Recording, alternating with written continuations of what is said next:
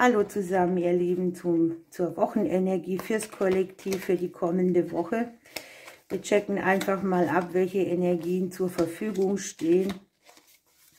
Denkt bitte daran, ich bin jetzt immer nur noch dabei zu erklären, was ein Kollektiv ist. Ein Kollektiv ist eine bestimmte Gruppe, die nochmal unterteilt werden kann in andere Kollektive. Es ist also relativ unwahrscheinlich, dass jeder Mensch dieser Welt mit dieser Legung in Resonanz geht. Und diese Woche mache ich mal keine Aktionen. Ich habe einfach keine Zeit dafür. Vielleicht nächste Woche wieder. Mal gucken. Vielleicht habt ihr auch mal einen Wunsch, was ihr als Aktion haben wollt. Dann schreibt es mir in die Kommentare rein. Ansonsten gibt es bei mir nichts zu berichten. Hier ist das Wetter ziemlich abgekühlt. Ich hatte jetzt die letzten 2 Wochen immer mal wieder noch den Ventilator an. Und jetzt ist es aber so, dass ich ihn, glaube ich, endgültig wegräumen kann. Ich hoffe, dass ich das Kartenblatt ganz einfangen kann, denn die Karten sind ein bisschen länger als die normalen, aber ich benutze die auch ziemlich gerne. Und wenn du dran bleibst, hast du am Ende noch eine Möglichkeit, dir eine kleine Wochenbotschaft für dich auszusuchen. Ja, hier sieht man ein Familienthema. Das kann jetzt mit deinen Kindern zu tun haben oder etwas, wo du selbst ein bisschen was in Fahrt bringst, wo du sagst, hier brauche ich eine neue Struktur, hier führe ich irgendwo einen Kampf, der sich für mich nicht lohnt, und es scheint so, als hättest du hier auf einem ganz kurzen Weg eine Idee, etwas ploppt hoch, eine Instruktion, ein Wissen steht dir zur Verfügung, wie du hier im kleineren Bereich die Dinge für dich harmonisieren kannst oder gegebenenfalls auch irgendeinen Kampf ablegen, den du irgendwo führst. Es kann mit dir selber sein, kann vom Außen her mitbedingt sein. Ich habe so ein bisschen die Tendenz hier, dass wir uns überlegen, dass wir reflektieren. Und bei diesem Reflektieren entdecken wir hier irgendwie Möglichkeiten, die wir noch nicht genutzt haben. Und wir können hier sehr klären. Ja, wie soll ich das ausdrücken? Wir haben die Möglichkeit hier, Dinge, die wir bisher nicht genutzt haben oder Sachen, die wir bisher nicht erkannt haben, in eine Qualität von Sicherheit und Erfolg zu bringen. Für einige von uns können das so emotionale Blockaden sein, die ab und zu mal in den Vordergrund rutschen und wo man dann denkt, Mensch, das hatte ich doch schon lang, habe ich das Gefühl, dass ich das eigentlich hinter mir gelassen habe, aber das sieht man, so kleine Ausläufer noch davon. Hier dürft ihr euch wirklich auf schnelle, kurze Wege einstellen. Ich habe hier im Haus der Sense das Kleeblatt drin, die Veränderungen im Haus der Blumen, ja, die Neubeginne im Haus des Klees. Das können auch viele verschiedene Dinge sein. Das ist wie so eine Kettenreaktion, ne? Eins setzt ein, das andere dreht sich mit. Und das kann hier deine Kinder, dich selber oder das Familienleben betreffen oder alles, was du hier neu generieren möchtest für dich in deinem Leben.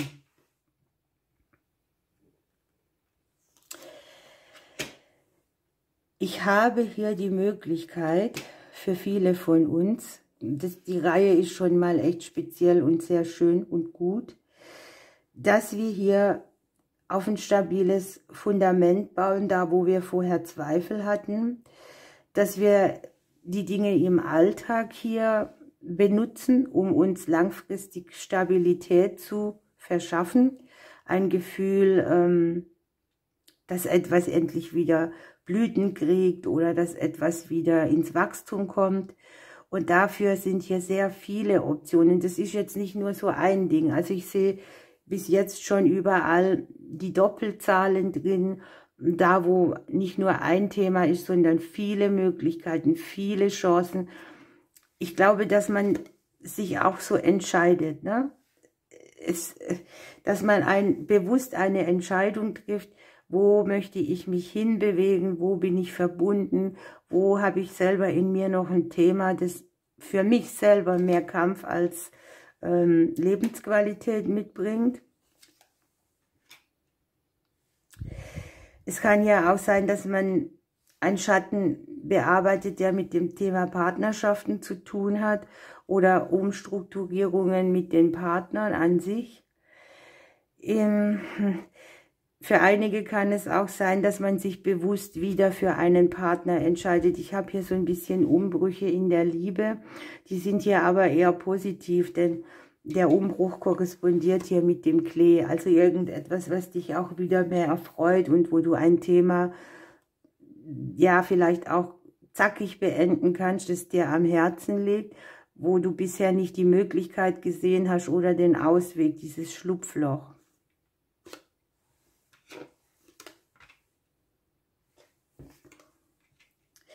Es zeigen sich hier Themen mit dem Gegenüber, das ist sehr speziell, aber ich glaube, Moment, ich sage euch gleich mehr.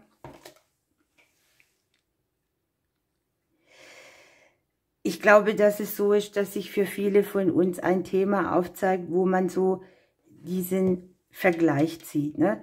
Was habe ich an Partnerschaft erlebt? Welche Partnerschaften haben meine Eltern geführt? Was habe ich jetzt hier für ein Gegenüber? Habe ich kein Gegenüber? Wünsche ich mir eins? Bin ich in einer Situation, wo mir die Vergangenheit noch nachhängt? Und ich sehe hier so wirklich so einen Umbruch, wo man wieder in Bewegung kommt, wo man die Harmonie mehr verspürt. Und das Beste ist, dass es eben eine Kleinigkeit ist. Es ist nicht dieses riesengroße Ding, wo man so diesen Berg vor sich hat und denkt, ach, da fange ich gar nicht erst an, da habe ich jetzt die Kraft nicht dazu, sondern das ist wie so ein Fingerschnipp und dann fällt es hier einem sehr leicht, sich auf den Weg zu machen, sich zu zeigen. Man hat hier auch so gar keine Lust mehr auf irgendwelche Schattenthemen oder Blockaden, die hier aus der Vergangenheit kommen und stellt sich eben auch dieser Option, dass man das jetzt mal nicht so in den Vordergrund stellt. Sehr speziell ist hier auch noch, wir haben hier im Hause des Herzens die Blumen drin. In der Korrespondenz haben wir die Veränderung. Also es ist wirklich so, dass du dein Liebes- und Verbindungsleben zu anderen Personen oder zu allen Menschen, die dir hier irgendwie am Herzen besonders liegen, dass du auf dem kurzen Weg eine gute Qualität in die Sache reinbringen kannst, die dann hier auch wieder so einen Lebenskonflikt beendet oder das ist hier wie so eine gelernte Lektion, eine Prüfung, die du bestehst, die dir das Leben gestellt hat, wo du auch oftmals so in der Sackgasse gelandet bist. Spannend ist, wir haben hier im Hause der Neubeginne die Wege drin, wir selber liegen im Haus der Wege und der Neubeginn an sich liegt noch im Haus des Klees. Also alles, was du hier anpackst, die nächste Woche kann in Kürze und in Leichtigkeit auch gelingen. Es kann auch sein, dass unser Gegenüber mit irgendeiner Schwierigkeit konfrontiert ist, wo man sich dann hinterfragt, was kann denn ich dazu tun? Oder wie kann ich unterstützen? Aber im Prinzip weiß man, dass die Person sich nur selber helfen kann, ja. So, dann schauen wir uns das nochmal an. Also man kann hier Zweifel ablegen, man kann hier ein bisschen mehr Sicherheit und Fundament verspüren, wo vorher Nebel war. Man kann hier zum Beispiel auch sich für oder gegen jemanden entscheiden, auch das wäre hier möglich. Und es ist inspirierend, es ist sehr viel Inspiration in dieser Legung mit drin. Das Leben spricht mit einem, das sind die Dinge, die man eventuell auch schon etwas länger versucht zu lösen und dann doch wieder die Auflösung nicht richtig erkennen kann. Und wir haben hier tatsächlich so ein Aufblühen auch auf der seelischen Ebene, ne? Man spürt so wieder dieses Vertrauen, man stellt sich irgendwie den Themen, man versucht im Alltag das Beste zu tun, um kurze Lösungen herbeizuführen.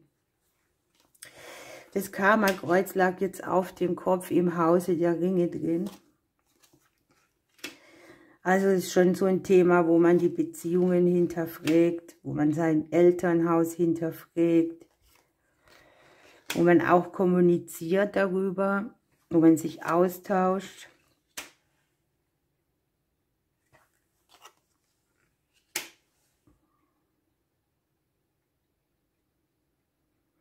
Ja, und das ist so eine Woche, wo dir viel Wissen aufploppt oder viel Geistesblitze auch kommen, ne? Wo man so sagt, okay, hier kann ich mich mal ein bisschen rausnehmen, denn das wird hier nicht gebraucht von mir. Ich nutze lieber andere Optionen. Also es ist so eine Energie, wo du einfach die Wahl hast, ne? Was du tust. Du überlegst dir einfach, nutze ich die Option oder die Option, mit welcher führe ich denn mehr Kampf und mit welcher weniger? Wo brauche ich für mich mehr Klarheit und wo bedarf es nichts mehr von mir, ne? Also das könnte dieser Kampf sein, dass man sich immer darauf besinnt, was braucht der andere, aber manchmal brauchen die gar nichts, weil das sind ihre Aufgaben, ne? So.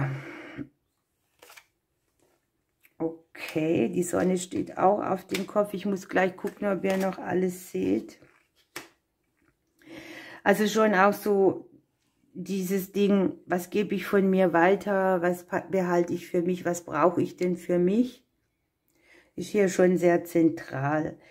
Hier habe ich im Hause des Karmas die Wolken drin. Hier in der Korrespondenz haben wir das Buch. Also hier wird dir etwas auf schnellem Weg sehr klar. Eine Möglichkeit, die dir Blockaden oder Hindernisse der Vergangenheit auf einem schnellen Weg in ein anderes Bewusstsein rutschen lassen. Überhaupt wieder die Wahl zu haben, ne? Finde ich sehr interessant. Das Umfeld wirkt hier sehr stark auf einen. Es kann sein, dass wir so ein bisschen das Gefühl haben, dass wir uns zurückziehen müssen oder wollen auch bewusst, ne, dass wir irgendwie so etwas an sich nicht mehr wollen und uns deshalb auf uns konzentrieren. Das wäre hier möglich. Hier zeigen sich auch Konflikte, die können von Familienmitgliedern her mitkommen. Wir haben hier die Elternthemen in der Spiegelung, die Kinder auch mit drin, hier in der Korrespondenz auch die Freundschaften. Aber daraus entsteht irgendwie eine Situation der positiven Veränderung, ne? Da kann man einfach sagen, ich nähere diesen Konflikt nicht mit, weil er mich nicht mehr betrifft. Und das wird genau diese Erleichterung sein. Wir haben hier schnelle Energien, kurze Energien, viele Möglichkeiten zur Veränderung, zur Nutzung einer anderen Perspektive oder eines anderen Blickwinkels oder einer anderen Möglichkeit an sich, für sich etwas zu generieren, was einen wieder auf den Weg bringt. Wir haben im Haus des Berufes die Sonne drin. Irgendwie scheinen wir hier auch gut gesehen zu werden. Was ich habe, sind auch hier die Selbstständigen. Im Haus der Selbstständigkeit liegt der Turm drin. Hier mit dem Turm die Sonne. Kann also hier eine gute Woche fürs Kollektiv werden. Die Energie hier unten ist sehr geerdet, ne? Wir haben hier das Haus im Haus des Geldes drin. Wir haben hier den finanziellen Zuwachs irgendwie. Die Möglichkeit aus einer Situation, wo man sich selbst auch wieder Mangel suggeriert, sich wegzudrehen. Die Berufskarte liegt ja auch im Haus des Außens drin. Also man wird vielleicht gut wahrgenommen. Es kommen Möglichkeiten von außen, die wieder langfristige Bindungen mitbringen. Berufsqualität ist hier beim Rösseln auch dann nochmal wieder sehr gut mit der Sonne. Wenn du nicht mehr arbeitest, das schreiben ja auch immer viele. Ich bin ja Rentner, für mich kann das ja gar nicht stimmen. Dann sind es einfach die Themen, an denen du als Mensch arbeitest. Ja? So, im Haus der Finanzen das Haus drin. Beim Rösseln auch nochmal die Sterne. Blockaden, die hier überwunden werden. Also es geht ja hier auch langsam wieder in den Bereich, wo man sich auf Fülle konzentriert, wo man so diese Unruhe nicht mehr selber nähern möchte.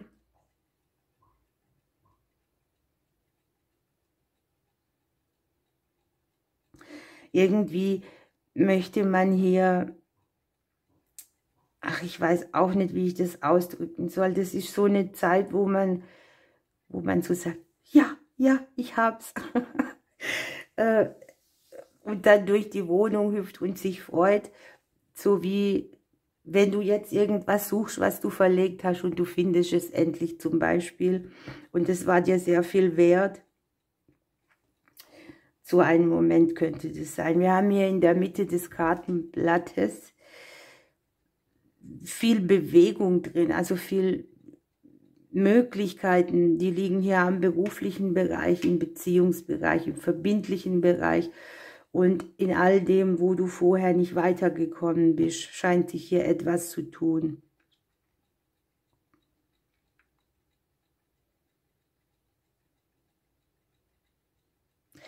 Was ich hier auch noch habe, ist, dass wir so ein bisschen überlegen dürfen, wo unsere Zweifel berechtigt sind und wo nicht, ne? Manchmal hat man so ein ganz gutes Gefühl und dann kommt irgendjemand und sagt irgendetwas und man schwimmt mit und um das geht es, ne? Dass man das eben nicht tut. Du lässt dir hier deine Freude nicht nehmen, nur weil jemand anders dir irgendein Argument bringt, das dich zweifeln lässt, ne? Also bleib hier ganz bei dir.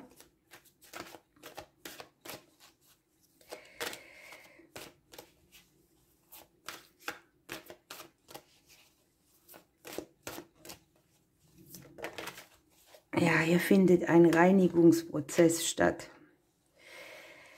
Hier haben wir mit dem Deck hier die Kiefer mitgekriegt.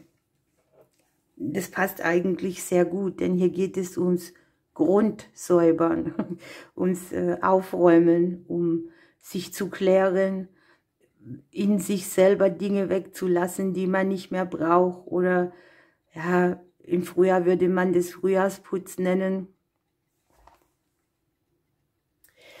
Und das Gute ist jetzt hier daran tatsächlich, dass die Karte einfach sagt, hier hat schon eine Grundreinigung des Energiefeldes stattgefunden. Und jetzt ist es halt so, dass du aufgefordert bist, nochmal hinzugucken, was dient dir nicht länger, was unterstützt dich nicht, was stärkt dich, was macht dich persönlich freudlos. Und es geht wirklich auch um die Reinigung als Punkt, ne? Den Körper reinigen, das Umfeld putzen, aufräumen, Ordnung schaffen, damit die Aura nicht überladen ist oder das Energiefeld zu vollgestopft, damit man gar nicht wirklich wahrnehmen kann, was hier Sache ist, ne? Oder auch die Verbindung nach oben so ein bisschen verliert. Hier sagen die Karten wirklich, es ist so Zeit, einen Weg zu finden, der dir die Leichtigkeit des Seins spiegelt und nicht dieses drückende, dieses, wo man auch denkt, boah, ich habe keine Wahl, sondern das dir eine Unbeschwertheit mitbringt, ne? Also hier soll die Energie einfach einen höher schwingenden Lebensabschnitt mitbringen und einen auch so ein bisschen durchströmen und man soll sich selber frei dafür machen. Wow, jetzt habe ich aber ganz schön lange gequatscht. Das muss halt bei einem großen Blatt sein. Manchmal gibt es auch weniger her. Ich könnte jetzt auch noch länger quatschen, aber wir lassen das mal, denn die durchschnittliche Guckdauer, die lässt mir dann manchmal eine Träne ins Auge treiben, denn viele Leute haben gar nicht den Nerv, bei irgendetwas Speziellem mal ein bisschen länger auch zuzuhören, sondern da wird immer nur das, was man hören will, rausgenommen. Und ja, jetzt guckt euch mal das an. Hier kommt nochmal die Reinigung. Also ihr Lieben, wir lassen mal die Woche der Reinigung so stehen. Meine Wohnung hätte es auch mal wieder nötig, grundgereinigt zu werden. Und meistens verbinde ich das dann auch mit einem Entrümpeln oder ich werfe einfach weg, was ich nicht mehr brauchen kann. Ihr Lieben, bleibt noch dran für eine kleine Botschaft, wenn ihr wollt. Ich drücke euch und bis Sonntag. So, ihr Lieben, hier bin ich wieder zu einer kleinen persönlichen Botschaft. Wir nehmen heute mal eine Tarotkarte. Hier wollten 2, dann nehmen wir hier auch 2.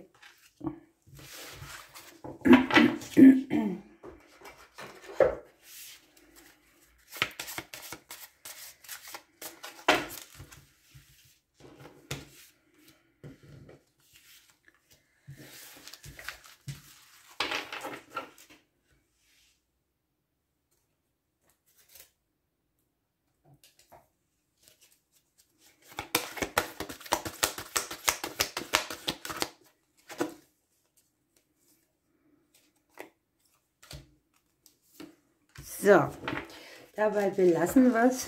Ihr könnt auswählen. Wie immer, nehmt eine, nehmt beide, belegt sie mit Plätzen oder Personen. Ich würde mich für diese Seite entscheiden.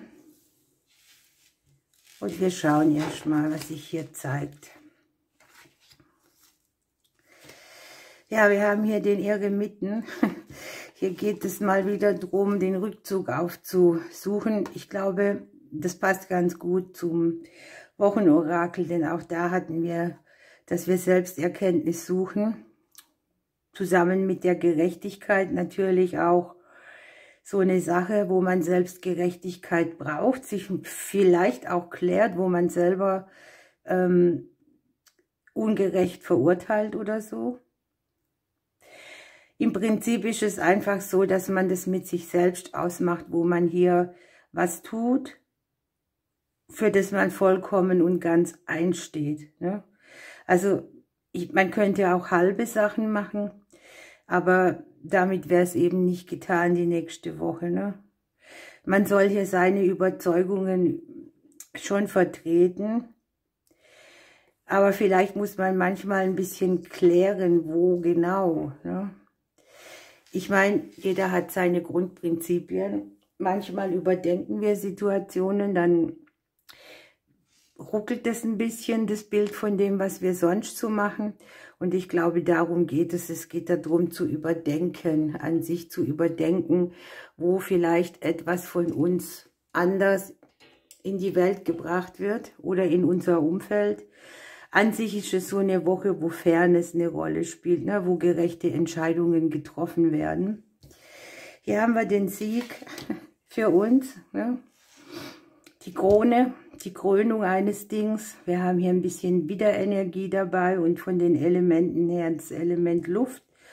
Und wir haben von den Runen Perdru. Es geht darum, dass wir die freie Wahl haben. Wir liegen im großen Blatt natürlich auch im Haus der Entscheidungen und Chancen. Und es ist auch eine Woche, wo es sehr stark darum geht. Hier geht es mit dieser Rune um eine Chance, um die freie Wahl. Wir haben vom Element her hier noch Wasser dabei. Man nennt es auch den kosmischen Würfelbecher sozusagen. Und die Rune wird mit dem Schicksalsweg in Verbindung gebracht.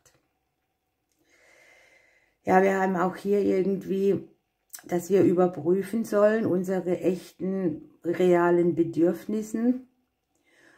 Und dann haben wir die Möglichkeit, bisher gewählte Wege weiterzumachen oder neue Optionen oder einen geänderten Weg einzuschlagen.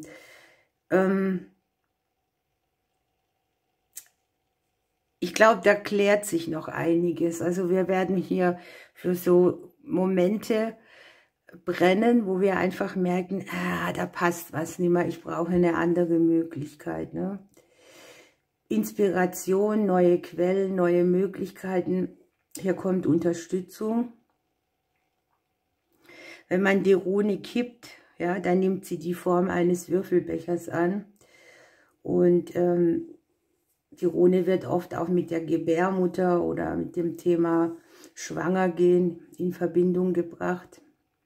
Also etwas Neues reifen lassen oder auch mutig Neues anzugehen und wieder aufzuziehen.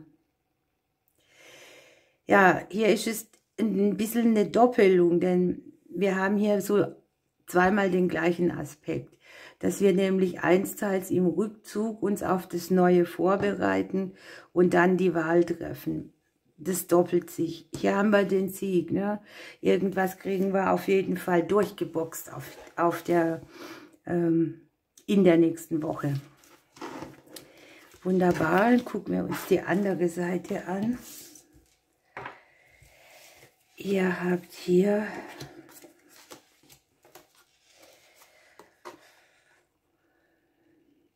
also einsteils geht es für euch aufwärts.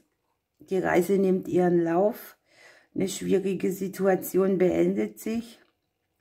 Andererseits kann es zu viel werden dann. Also praktisch, wenn es losgeht, ist viel auf einmal. Und auch hier bei der 2 der Erde haben wir wieder dieses Notwendigsein einer Entscheidung zu treffen. Es geht aber hier mehr um den spielerischen Aspekt. Also, dass man einfach einen leichten Lösungsansatz sucht. Das ist ja so, ne? Wenn du lange zum Beispiel gesessen bist, brauchen die Beine eine Weile, bis sie wieder richtig losgehen können, obwohl du gehen kannst. Und so ein Gefühl könnte sich hier für euch einstellen. Wir haben hier die Verfeinerung für euch dabei, auch das Element Luft. Also hier geht es um Raffinessen, die ihr vielleicht auch gucken dürft. Und ihr habt mit Manas das Handlungsbewusstsein. Hier geht es um Wahrnehmung von inneren Strukturen.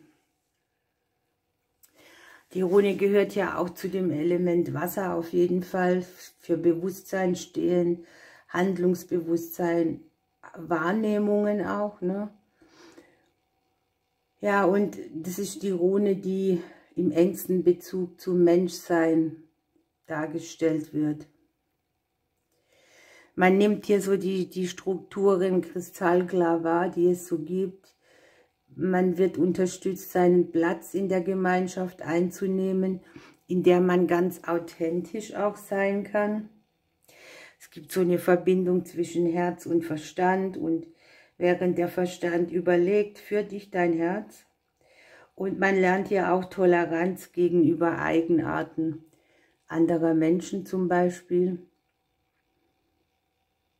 Ja, und die Intuition ist auch sehr hoch, denn wir haben hier relativ zügig eine Lösung. Das heißt, wir wissen relativ flott, was wir tun müssen. Könnte ja auch vonnöten sein, wenn es ein bisschen zu viel ist, muss man sich manchmal eben schnell strukturieren, wo man jetzt was zuerst macht.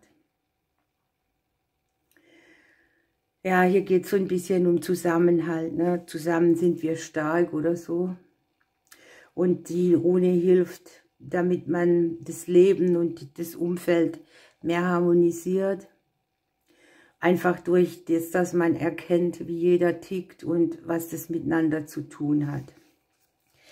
Gut, ihr Lieben, ich wünsche euch eine wunderbare Woche. Ich drücke euch und bis bald.